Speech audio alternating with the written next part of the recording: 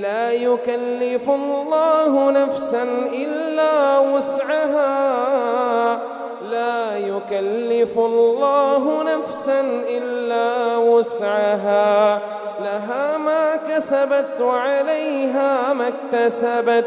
ربنا لا تؤاخذنا إن نسينا أو أخطأنا، ربنا ولا تحمل علينا إصرا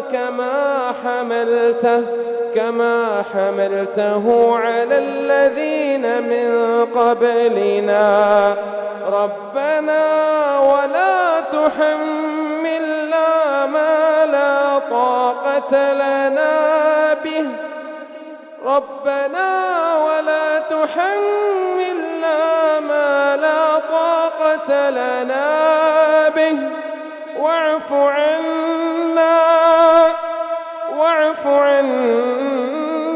واغفر لنا وارحمنا